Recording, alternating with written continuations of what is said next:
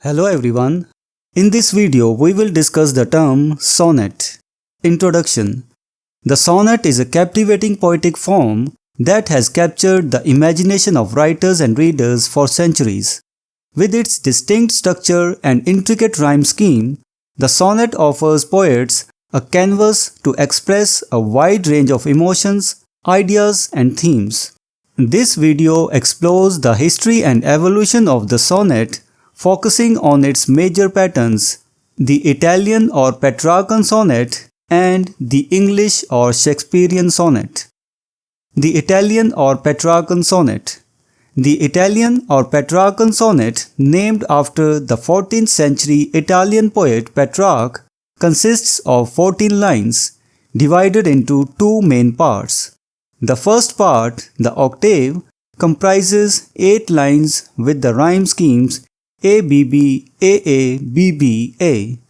The second part, the sestet, consists of 6 lines with various rhyme schemes like CDE, CDE or CD, CC, DC. In England, Sir Thomas Wyatt was among the first to imitate Petrarch's sonnets, employing both their stanza form and themes of adoring male love. The English or Shakespearean sonnet. On the other hand, the English sonnet, also known as the Shakespearean sonnet, follows a different pattern. It consists of 3 quatrains, each with a distinct rhyme scheme, followed by a concluding couplet with the rhyme scheme GG. The Spenserian sonnet, introduced by Edmund Spenser, features a linking rhyme between quatrains AB, AB, BE, BE, CD, CD, EE. Evolution of sonnet themes. Over time, the sonnet evolved to encompass various themes and subjects. John Donne, in the early 17th century, shifted from traditional love themes to explore religious matters in his holy sonnets. Milton, in the latter part of the century, expanded the sonnet's scope to address broader serious concerns. Notable sonneteers of the 19th century include Wordsworth, Keats, Elizabeth Barrett Browning, and Dante Gabriel Rossetti. Structure and presentation of ideas. The sonnet's brevity, with just 14 lines, challenges poets to convey complex ideas within a concise structure. The rhyme patterns of both Petrarchan and Shakespearean sonnets influence the overall structure and presentation of ideas.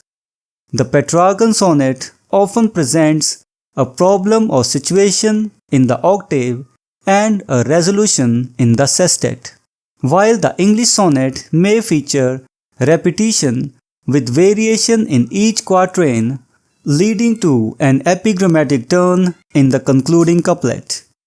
The sonnet's appeal. The sonnet's appeal lies in its ability to provide lyric development and emotional depth while adhering to a strict form.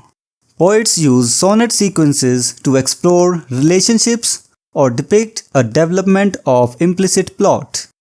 Notable examples of sonnet sequences include Shakespeare's sonnets, Sidney's Astrophel and Stella, and Spenser's Amoretti. Conclusion. In conclusion, the sonnet is a captivating form of lyric poetry that has stood the test of time. Its two major patterns, the Petrarchan and Shakespearean sonnets, have been employed by renowned poets to express their thoughts, emotions, and contemplations. With its rhythmic beauty and inherent challenges, the sonnet continues to inspire poets and enchant readers, making it an enduring treasure in the world of literature.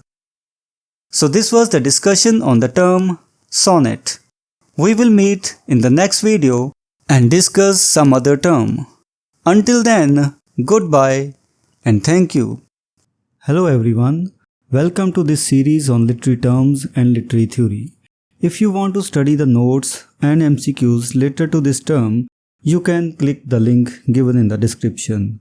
We are also going to start our online and offline classes for UGC NET for English literature very soon. So stay connected with us.